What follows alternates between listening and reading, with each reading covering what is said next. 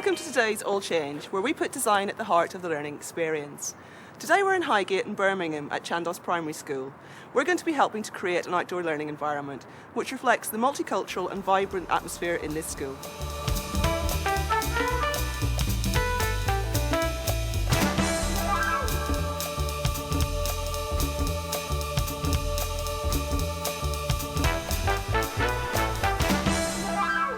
Chandos Primary School has a typical 1970s building. Like many inner-city schools, it serves a diverse multicultural community with high pupil mobility. The latest group to arrive in this area are Somalian. After speaking to staff at Chandos, we've designed a simple and effective space for staff, parents and pupils. The design reflects the school's ongoing work to celebrate its inclusive ethos and provides a welcoming and useful learning resource. The school wanted us to design a welcoming outdoor learning area at the front of the building. And over a single weekend, with a budget of £700, we'll be bringing together the school community to effect an exciting transformation. And also in today's All Change, we'll be visiting Walsall Academy, a brand new £17 million school with state-of-the-art facilities. We'll be showcasing a futuristic design for a primary school, one of the government's schools for the future, radical ideas for stimulating debate about school design, and some imaginative ideas for storage to help clear up clutter around your school. With space at a premium, Chandos Primary were looking to make the most of this rather unsightly entrance area. Helping us meet the challenge are Shalanda de Cruz architects in Birmingham. They consulted with the school to design a sensory garden, with timber decking providing a seated area for the children. Marco de Cruz led the process with his partner Maria Shalanda. They took All Change project manager John Craig to the school. Curved decking will form the focal point of the design. So the idea then, you have this sort of sinuous bench in between, and then it sort of kicked up like a cobra at the end and sort of created a sign next to the door. What's actually going on the sign? Welcome. Maria Shalanda developed an elegant planting scheme for the scruffy patch of ground. We want to have some vertical plants going in here, perhaps some poplars, and then a bit of lavender and some other herbaceous things, very simple, that some things with scents and things, so when they're sitting out here they can actually smell the plants. A successful site visit helped refine the design for the space. What came from our discussion was it's very important in a city area to create a enhancing, interesting, stimulating outdoor learning space, and we thought it would be very interesting if we could have a nice little quiet corner where perhaps a little group of children can come out with a teacher and they can do a bit of reading and they can be stimulated by listening to birds and smelling the plants and put sort of colourful and also scented plants in. A lot of the children might not have gardens, they may be living in flats or apartments, and the school environment is where they may come into contact with those sort of things. So the colour, the vibrancy, the smells and the opportunity to sit outside in a space that they can learn in was really important. I think it will create a very positive space in the school. I envisage that small groups of children might spend time there. For example, a learning mentor might take a couple of children or even one child into that space. It's because of the plants that have been chosen, it's meant to be a kind of calming place.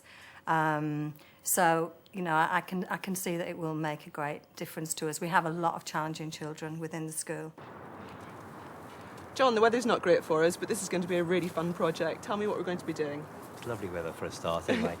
We're using decking, lots of decking here, but not as you kind of normally know. We're going to actually come down the wall with it. Marco and Maria thought it'd be nice to have sweeping lines. We've got some signboarding, and of course we've got all our lovely plants here. Now in the corner it's a little bit of a dead area that's full of rubbish at the moment, so we're going to sort of landscape all this little bit here. And right behind there we're going to have a great big white wall sweeping just to lift it out a little bit. And hopefully just sharpen everything up a little bit. And rather than just have plain decking running down there, we're going to get the children to do this emblem of the school, which is a sunflower.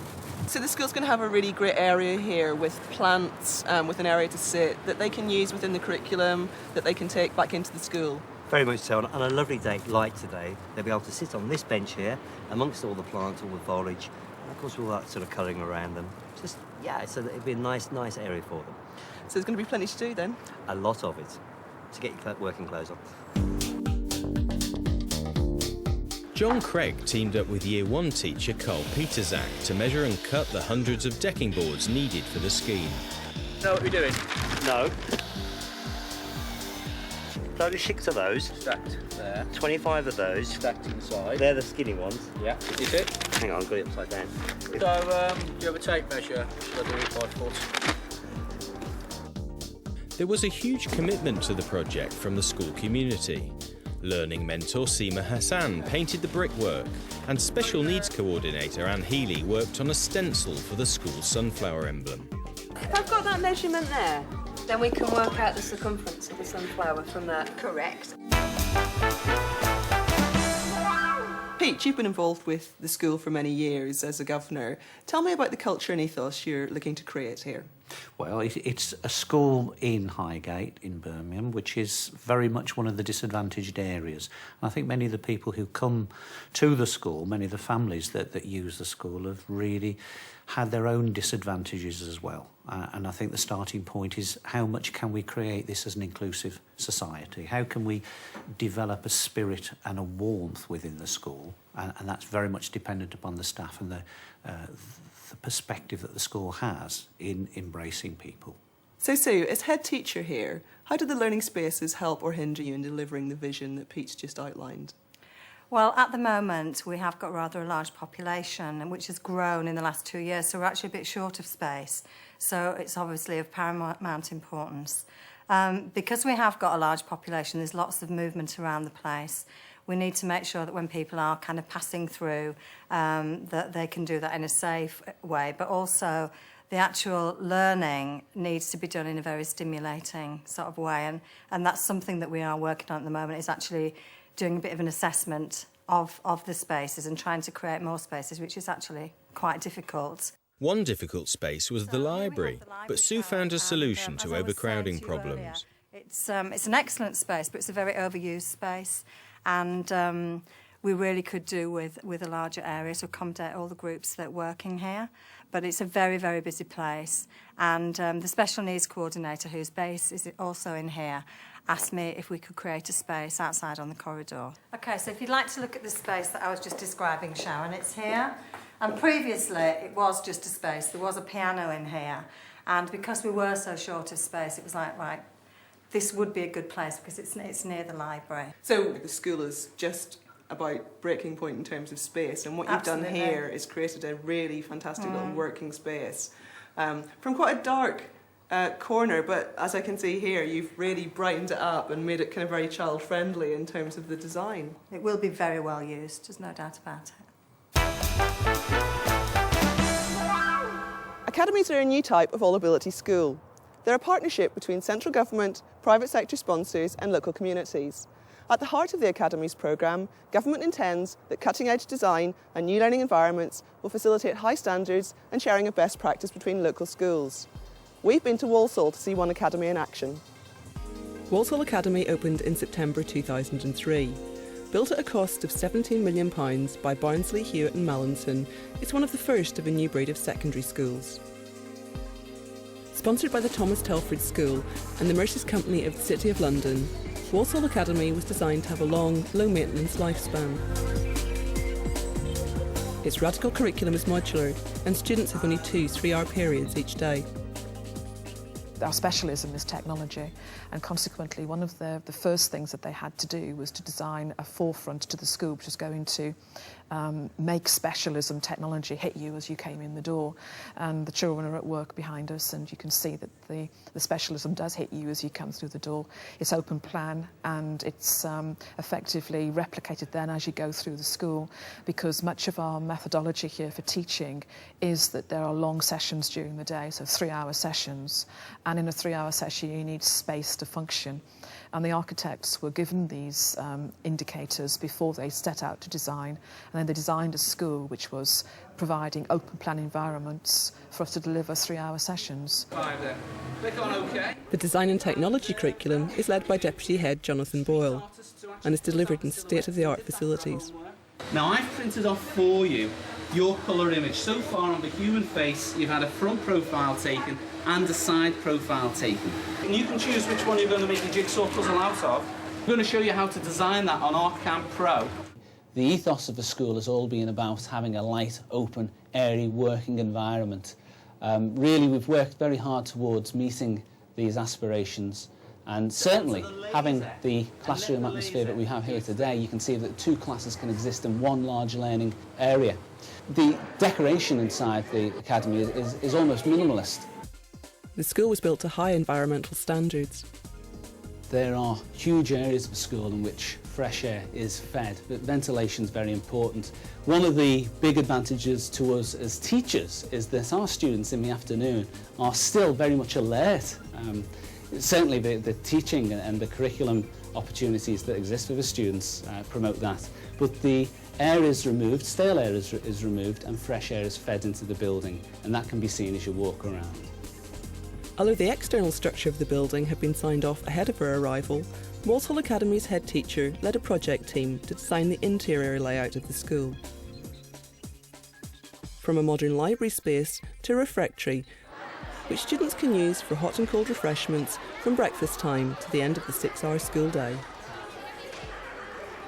This is a very modern, vibrant environment. It's a comforting place. It's a place where students are relaxed.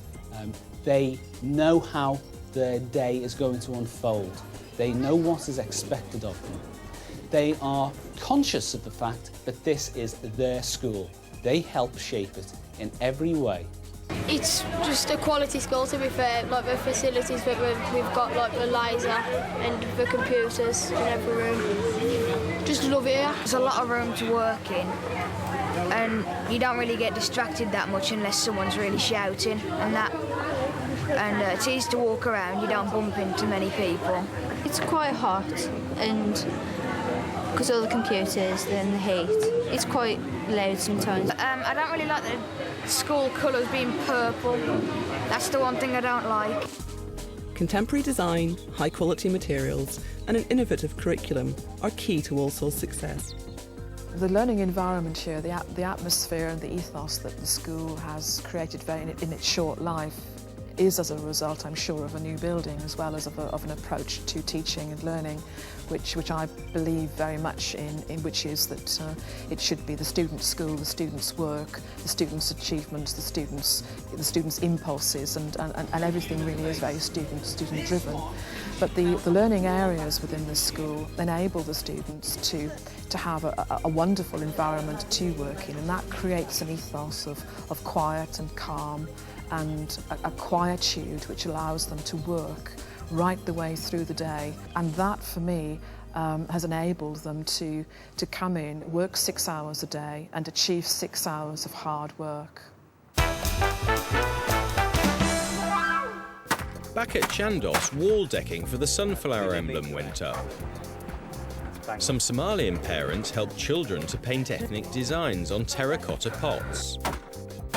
Bright colours to reflect the cultural diversity at Chandos. And these are the colours we use in Somalia? Yeah. The wall decking comes back in to have the sunflower design stencilled on. Top, bottom. Leslie Howarth, the art teacher, gets a work party organised to make sure that the sunflower and the welcome sign are accurately painted. Is it a butterfly? I've got a butterfly. It's detailed work for little fingers. Seema, as well as being pretty handy with a ruler, you're a learning mentor at the school. Do you think you'll be able to use this space once it's completed? Yes, I think that, especially in the summer, it would be a nice extra space to come out, maybe quite calming area to bring a few children out, do some work with, instead of sitting indoors. And would you be doing that a lot during the week? Definitely. Mainly in the afternoons. I work with children after dinner time, especially when they're a bit hyperactive towards the end of the day, so it'd be nice to come out and just sit in a nice quiet spot.